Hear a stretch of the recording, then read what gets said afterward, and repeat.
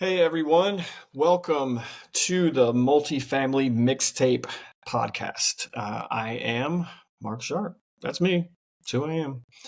Um, I'm really excited about my new hats. Look at those. I think they are pretty fantastic.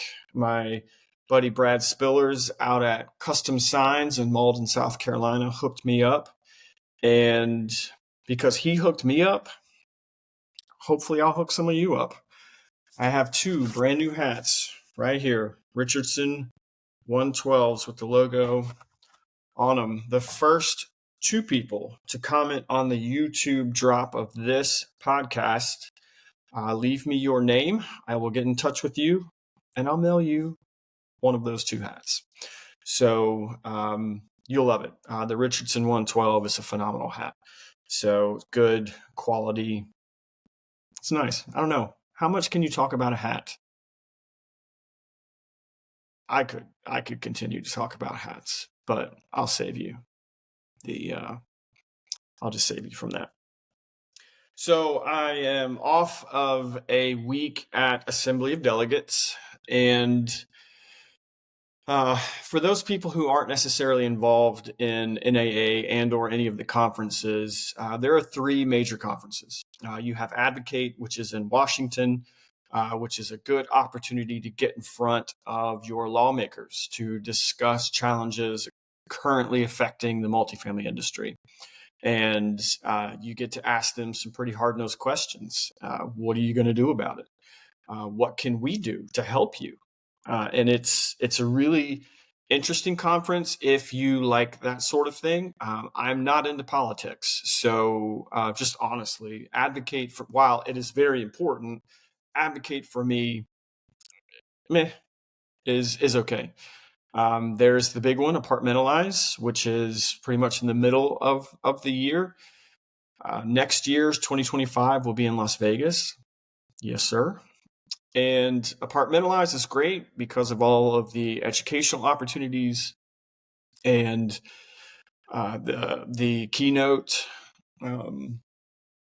events. The speakers last year we had Leslie Odom Jr., who was my favorite. I am a Broadway nerd. I love all things theater. And we had Kyle Carpenter, Mark Wahlberg, and I think I saw something from NAA come out last week or the week before that Simone Biles will be a keynote for 2025. So if you ever can attend Apartmentalize, I would definitely suggest you do it. It's 3 days of drinking from a fire hose, but it is a phenomenal opportunity to get out and meet with other industry professionals and have a good time. Then it leads me to AOD, Assembly of Delegates. This was my first year ever serving on an NAA committee. I served on the Independent Rental Owners, or the IRO committee. And it was a great committee. I learned an awful lot this year, and hopefully assignments will be out later this week or next week before December goes, and I'll find out if I was selected to be on that committee again. I would love the opportunity to do that. But really, AOD is about those committee meetings. It's about fulfilling your third in-person meeting, because as you get on an NAA committee, you're pretty much committing to attend all of the conferences. And it's interesting. This was my first AOD as a committee member. So, being responsible, getting up, going to the meetings, it's thankfully it was in Atlanta, so it was drivable for me. I didn't have to travel, super long distance. It's a very low key conference, but this one was very important because there was a huge vote on the floor. Still don't really know how that turned out, but I'm sure news will be coming out soon about dues increases, but we'll see. But enough about that. AOD was fun. It was informative. Got to reconnect with a lot of people that I only see 2 or 3 times a year. So I appreciated that aspect of it. But it's a very low key conference. It's not. It's definitely not an advocate. Definitely not an apartmentalized. It has its AOD has its own unique aesthetic to it, and it was a good time. Had a good time. I ate too much food though. Uh, Paul Rhodes, Chris Caramanica, Craig Bartholomew, and I went out to a Brazilian steakhouse, Fogo de Chao. That was a lot. That was a lot. Not really sure what I was expecting, but it was intense. It was intense. But anyway, enough about that. We're going to dive into a 3-part series of mental health for the multifamily maintenance worker. We're going to split this up into 3 separate episodes. Could it all be one episode? Yes. Would it be a ton of information to throw into one episode? Yes. I really want to separate those 3 parts. The first part will be the top 5 factors affecting the multifamily maintenance worker. And these top 5 things came from OSHA, the Occupational Safety and Health Administration, and MHA, the Mental Health of America. So they put out the results of this study. So I pulled the top 5 from them. I'm going to cover what they say and dive into a little bit of or some of these things just on my own, tell you some personal stories. Some might make your stomach turn a little bit, but I feel like it's relevant. You need to know these things if you have no idea about some of the factors that affect the multifamily maintenance worker. And so part 1 will be the top 5 factors.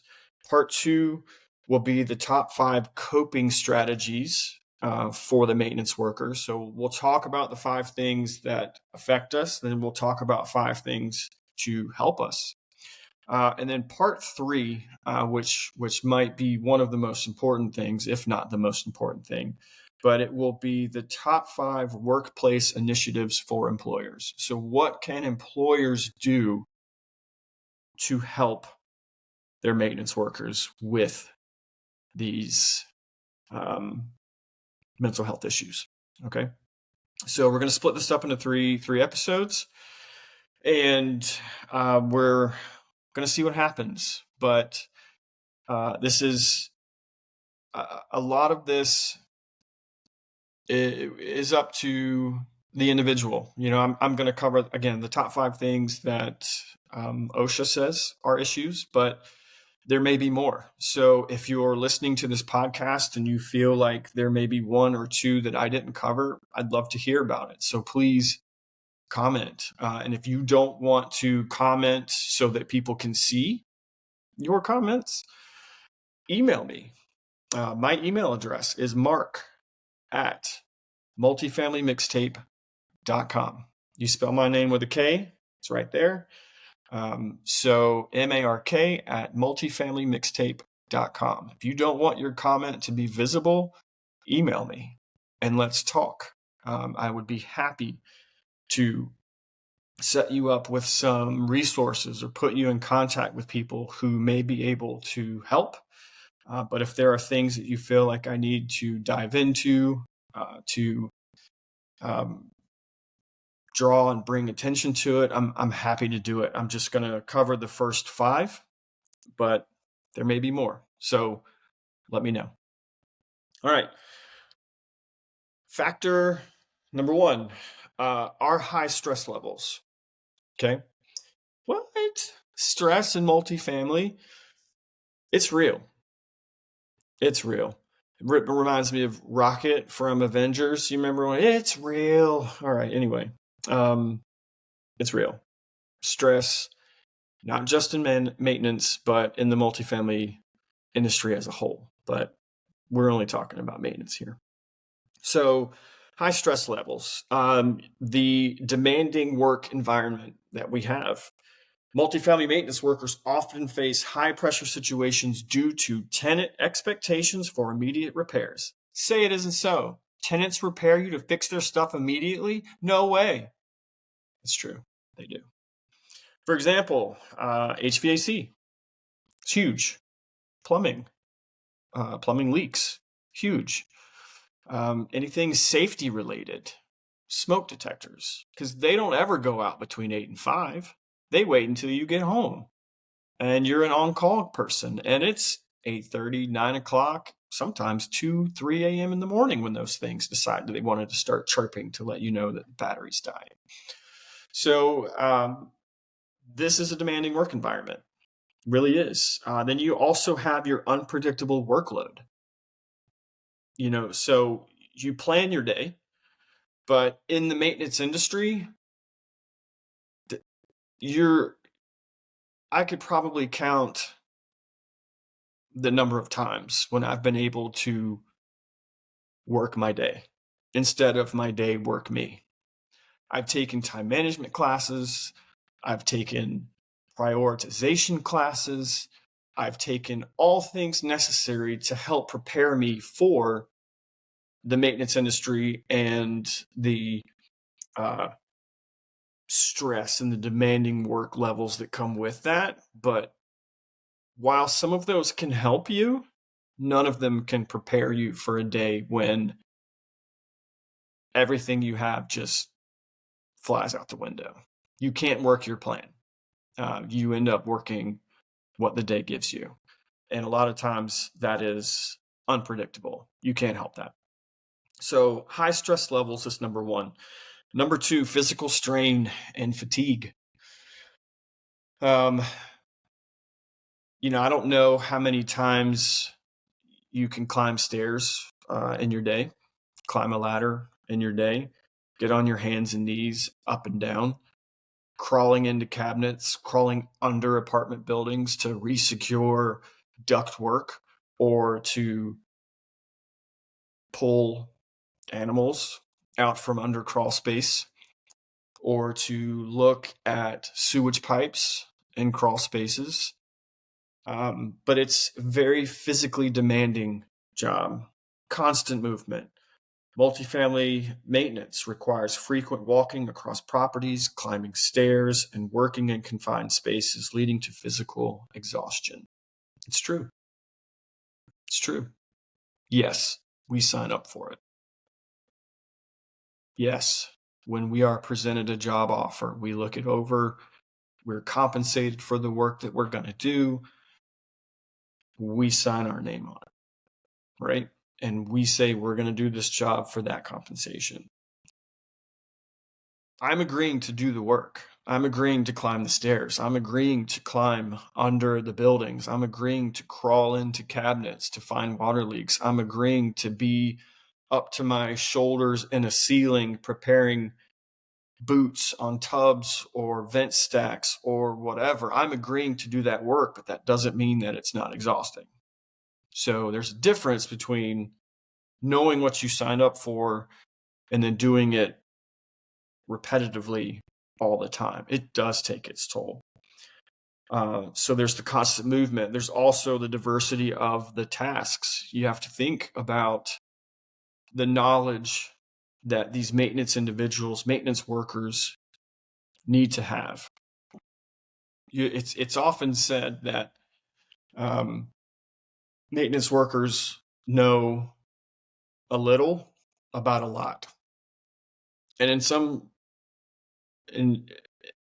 that's true on a lot of levels. Plumbing, electrical, HVAC, carpentry, pool, roofing, appliances. I'm sure I've forgotten several. Some properties may require their maintenance teams to turn their own apartments. So that could include painting. That could include carpet cleaning. That could include flooring replacement. That could include doing your own renovations. So there are a lot of things that we are expected to know.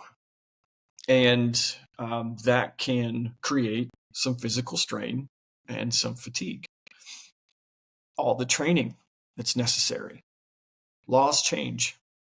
There's a huge one coming up in January of 2025. The refrigeration change from your 410A over to your A2Ls, which are 454B or R32. 454B is probably going to be the more mainstream refrigerant, FYI.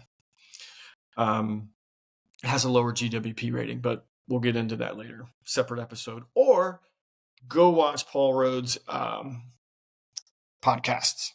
He covers these things frequently, so I would suggest reach out or search Paul Rhodes. I'll get into that in a little bit, but not as much as he would. But anyway,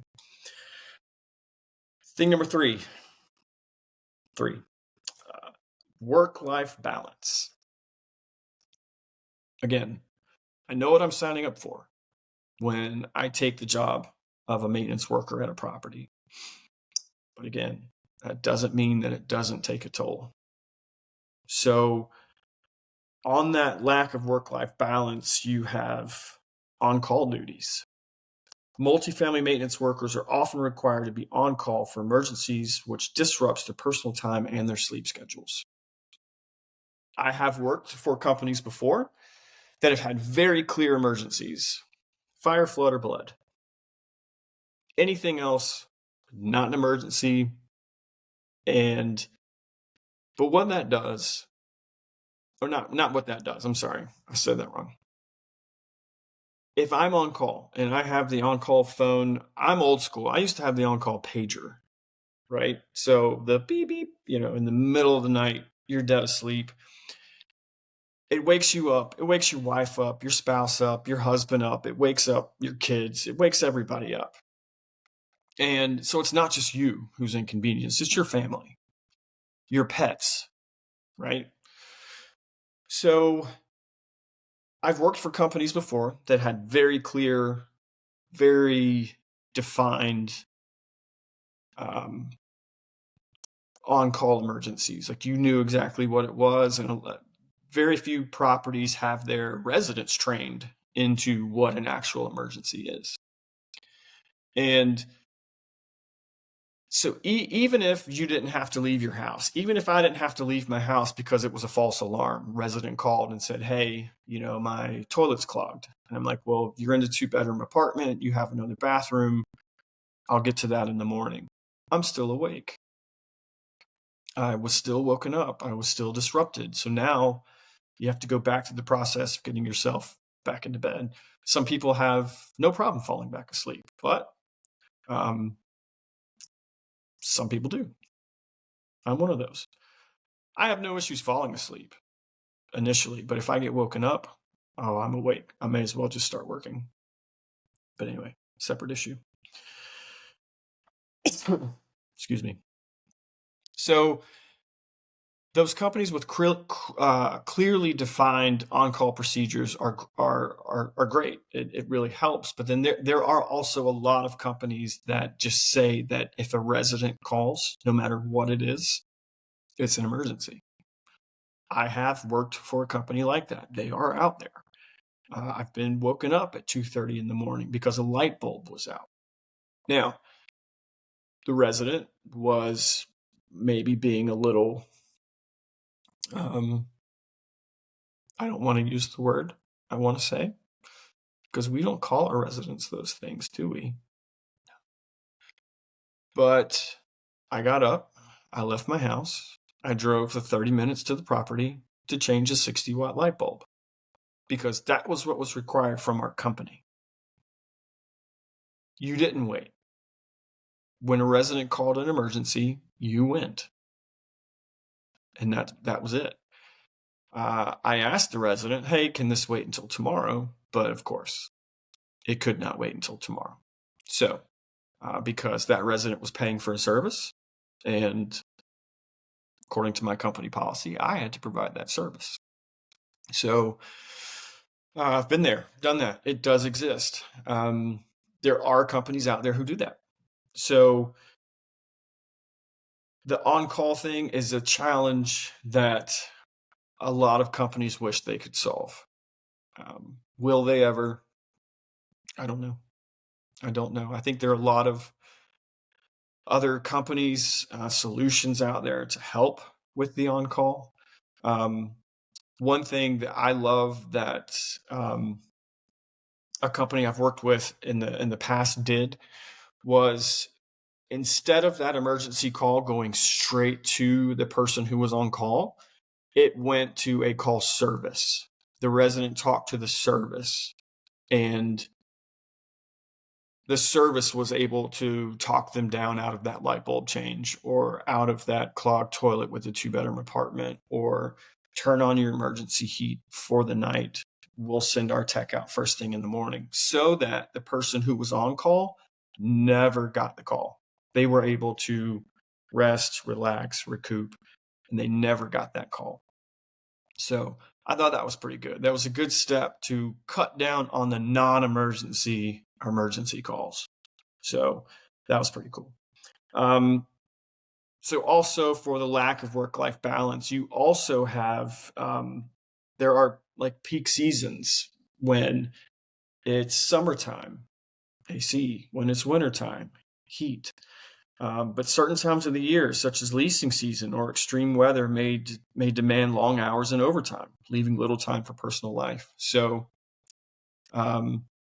depending on what side of the multifamily housing, like what side of it you're on, if you're on college properties, obviously there's a huge leasing move-in season, and it is very demanding for a period of time. You have to turn 600, 400, 200 apartments in a week.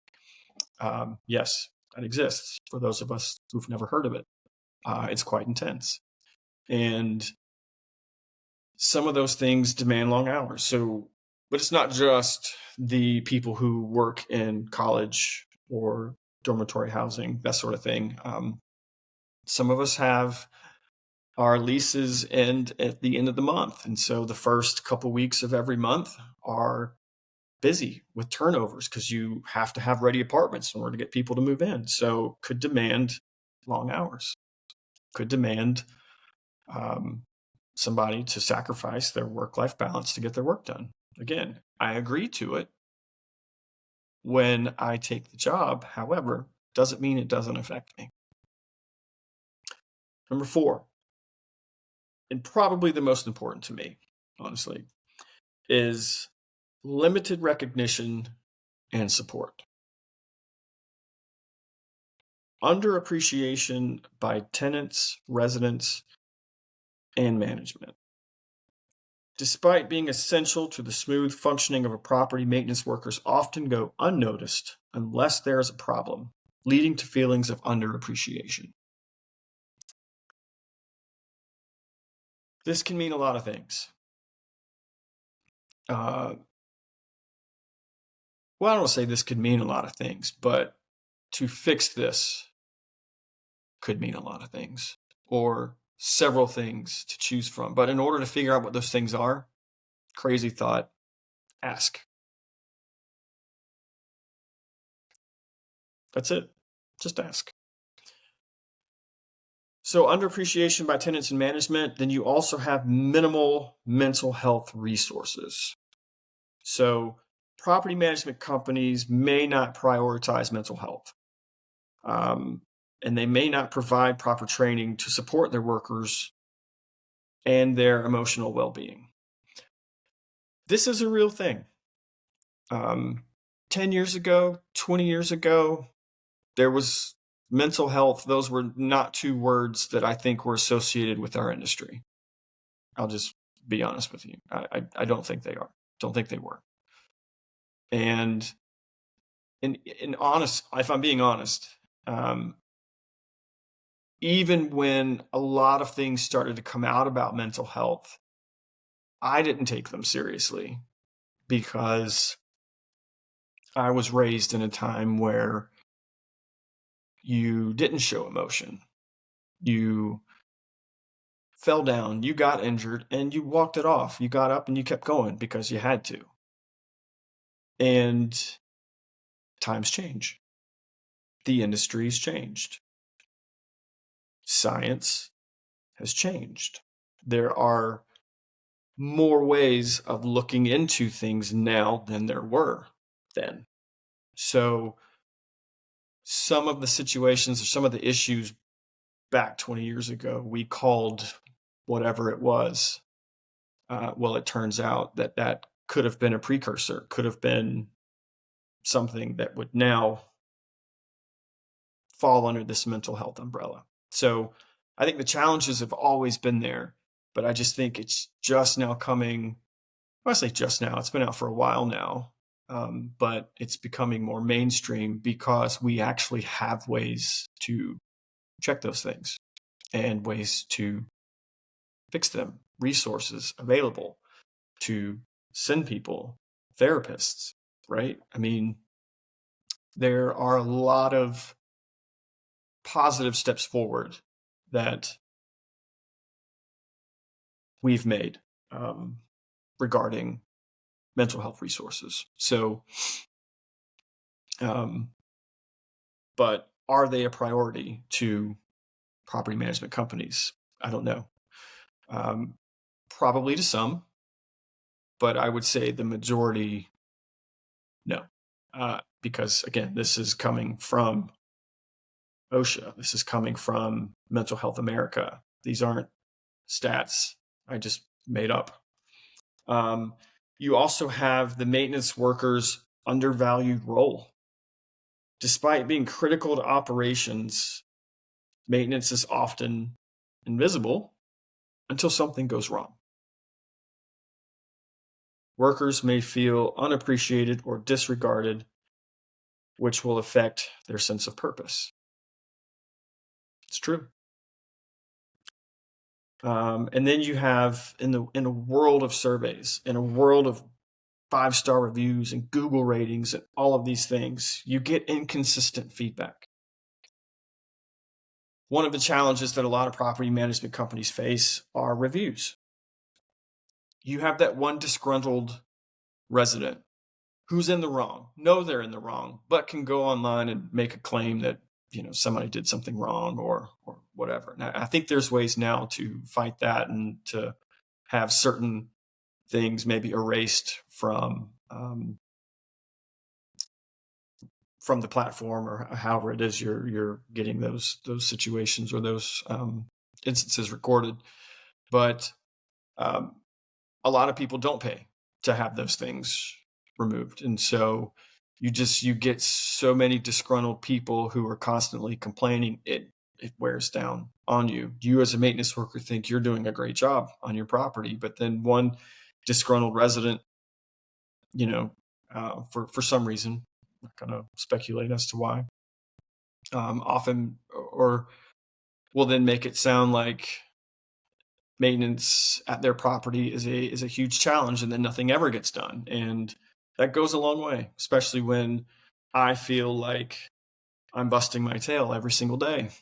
And then something completely out of my control, like a review online, starts to just send that negativity your way. And that can affect somebody's well-being, their mental health. So yeah, that's thing number 4. Number 5, exposure to hazards. This is one that I was kind of shocked to see in the top 5. But when you think about it, it makes a lot of sense because the number of safety risks that maintenance workers come in contact with every single day, every day, it takes its toll. It really does. You have your hazardous materials, which hopefully you're keeping track, and you have your STS sheets up to date. Please do that. Yes. Nod with me. Yes, we're going to do that. You have environmental challenges, mold. Yes, I said mold. It's a podcast. I can say mold.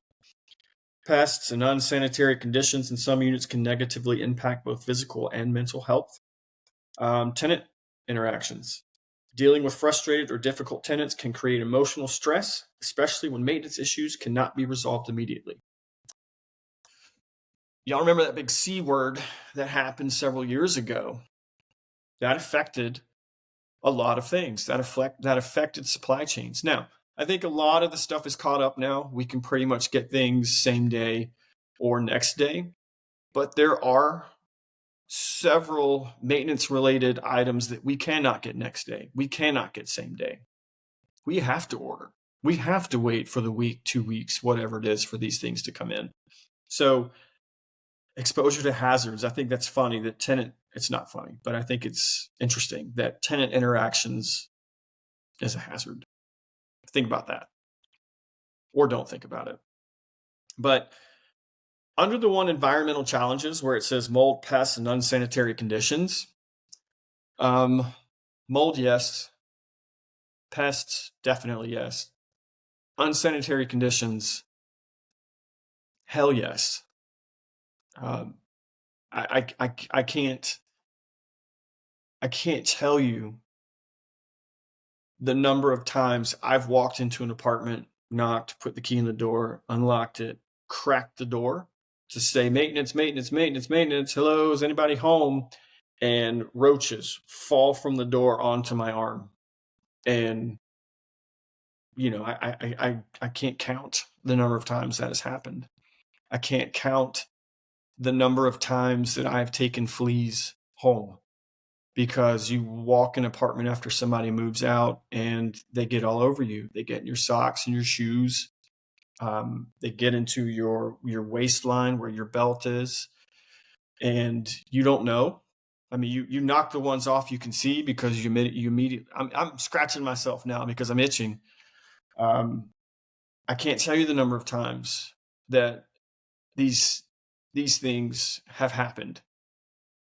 I've got a pretty funny story to tell though about an unsanitary apartment. This might make you a little queasy, so warning.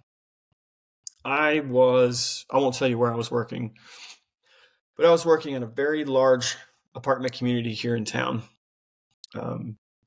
Those of you that are local and listen to my podcast, yes, it's that property. And resident called in a water leak under their kitchen sink. So being on this property for many years, I kind of had an idea what the problem was. And so I went to the shop and I pulled the parts that I thought were going to be necessary to fix this.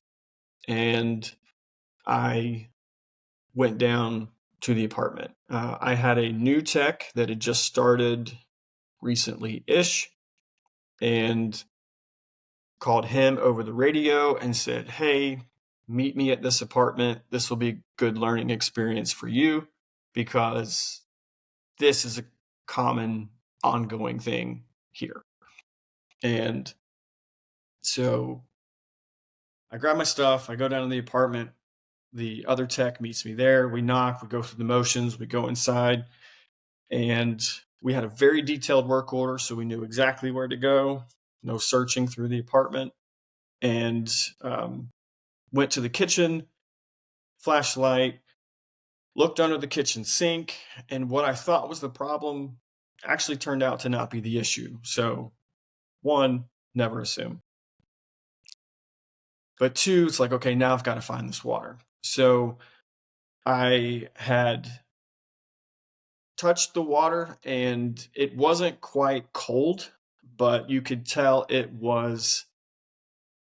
had started warm and it was starting to cool down. So it was hot water. So I started to check the dishwasher because it did seem like we got there pretty quick after the service request to come in. So maybe a resident started their dishwasher, turned it on to leave for work, noticed water, called on their way out the door. So we look under the dishwasher. Sure enough, there's water. And I thought, okay, cool. Well, this is another cool situation that this new tech could learn from. So some of your old GE dishwashers, your pumps leak from the bottom of the drain pump as it hits a drain cycle. And that was the case in this situation. It was a bad impeller kit. So when it hits the drain cycle and that little blade wire starts spinning to grind up the food, a little flap opens up to push the water through the drain. And if that impeller kit is not sealed right, or it's shrunk or cracked or whatever, it can cause water to leak out the bottom of the pump. So that was the situation. So I said, okay, we need to go get a new impeller kit. We're going to take this pump off, just rebuild it right here. There's no one home. We're not inconveniencing anybody. Another good learning experience. Went to the shop, got that impeller kit, went back down to the property. Now, I am stubborn. For those of you that know me, you're like, no way, you're not stubborn. I am extremely stubborn, I promise. That was a joke, by the way. Everyone who knows me knows I'm stubborn. And I didn't want to go through the hassle of disconnecting the dishwasher, unscrewing it, pulling it out. I didn't want to go through all that. So we had already killed the power. Yes, we used lockout, tagout. We killed the power, and we started disconnecting the pump. And it fell. We had used the shop vac to suck all the water up out of the dishwasher, but it fell down and we pulled it out. And I showed him how to take it apart and replace that impeller kit right there. Now, one thing I had not noticed this entire time was still something that was underneath the dishwasher. Again, we looked for the water. I wasn't looking at the entire space underneath the dishwasher. So we got the impeller kit replaced. We got everything put back on and pushed it back under the dishwasher, and we're trying to get the band clamps around the two tubes back on. Finally got those back on, and then one of the band clamps had turned, so I had to reach like really far back behind the dishwasher to spin it so that I could get a nut driver on it to tighten it down. Well, when that happened, I felt something on my arm, but I was in the zone, had a new guy with me, didn't want to freak out, even though internally my heart rate spiked because there was something on my arm and it didn't feel great.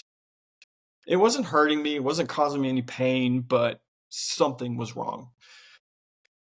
And so I'm tightening this thing down. We get it so that it's snug. We put the brace bar back on, wired everything back together. And I started to pull my arm out, and like whatever it was that was attached to my arm was also stuck somewhere else.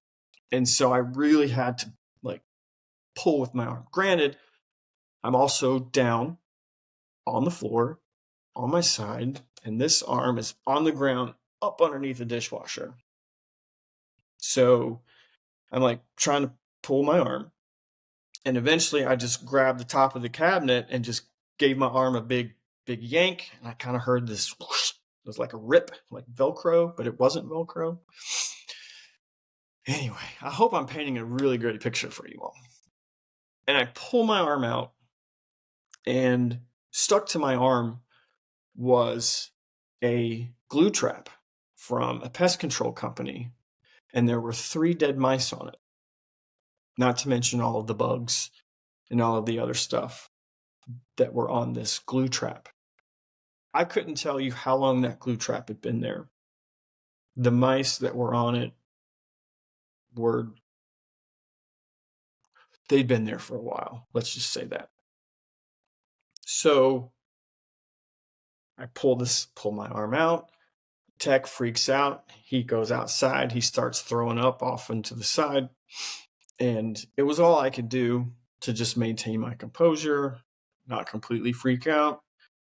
And I walked outside. I took it off my arm. I like ripped it off my arm. And I had my moment there. And we got the tech calmed down. And at this point, there was so much commotion that other maintenance workers had started to come over. Several people had gotten sick. But anyway, we got everything put back together, completed the ticket. We dried everything up, and I went up to the office, and I had it with me. Like I had the trap with me, and I walked in, made sure there were no residents in there. I'm not that ridiculous. But I walked into the manager's office and I said, "Hey, I'm gonna go home." And she said, "What do you mean you're gonna go home?" And I showed her the trap that was stuck to my arm, and then the big, removal of hair that happened when I ripped the entire thing off of my arm. I said, I'm gonna go home. I need to go home. This is not good. I need to go home." And eyes got this big. She's like, "Oh my, yes, please go home. Please go home and take that with you." And so that's my story about unsanitary conditions. I have many more stories to tell about stuff like that, but that takes the cake for me. Just going through that entire experience. Now, 20 years ago when that happened, did I don't feel the need that I needed any type of like mental health management then. To me, I needed to leave. I needed to just be gone, and I needed to get that thought out of my head. Some people may have had no issues with that whatsoever. They may have just ripped it off and been like, "Okay, all good. Like we're good." But for me, I was like, I need to go home. I need to go sit on my couch for a little while and like get this out of my head, because it was pretty gross. It's pretty disgusting. I'm just one person, and that happened to me 20 years ago. There are millions of people in our industry. How many events like that do you think happen every day to other people? Some may handle it well, some may not. But that exposure to hazards, the environmental challenges, the mold, pests, unsanitary conditions can negatively impact both physical and mental health. I told you one story about a situation that happened to me. Now, that specific thing may not bother a lot of people, but there are other situations that do. One of the worst things I've ever had to experience was an eviction, and going to set someone out for non-payment and walking in to that apartment with the team of people there to help move the stuff out, and to open one of the bedroom doors and see a child's bed, child's clothes, children's toys, and having to go and set that stuff out on the street. That affects people. That affects people. You can't, that can't not affect you. That's a horrible thing to do, or to feel. Obviously, you have to do it. I get that. I'm not saying that, but the mental,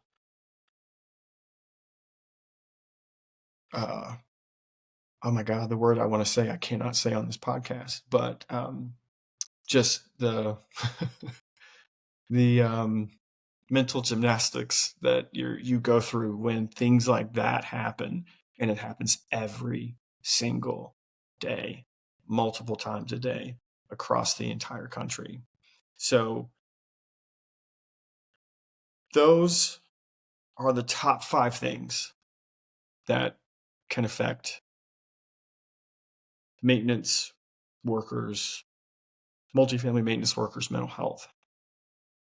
High stress levels, physical strain and fatigue, lack of work-life balance, limited recognition and support, and exposure to hazards. Those are the top 5, according to OSHA and the Mental Health of America. I'd love to hear from any of you who feel like there's a couple that may be just as important. So let me know what you think about those 5 things. On the next episode, we will get into the coping strategies for maintenance workers to help with the top 5 factors that affect your mental health. So we learned about what affects us. Now we're going to learn 5 things that we can do to help us as individuals. This is not employer related. This is not company related. This is just you yourself. On the 3rd episode, we'll dive into the workplace initiatives. But thank you for tuning in today. I know that story might have been a little weird. You might have felt like, why? What is this here? Why is this here? But when I got into the exposure of hazards, I started looking, and it just reminded me of that story and how, 20 years ago, the best thing I could do was leave. I had to go. I had to get out because that was pretty disgusting. And it was all over my arm. And what happened after that was the amount of shots and medical attention that I needed afterwards, because whatever those chemicals, whatever that stuff was all over that pad affected my arm. And it was a lot. It was disgusting, but I'll never forget it. So thank you guys for tuning in today. I really appreciate it. Do not forget, if you want a hat, leave a comment. If you don't want a hat, leave a comment anyway. I would love to hear your stories. Tell me something that has happened to you that you wish there was an outlet for, whenever it was it happened. I'd be interested to know. So thank you again. And do not forget to like, comment, and subscribe. And we will catch you on the next one.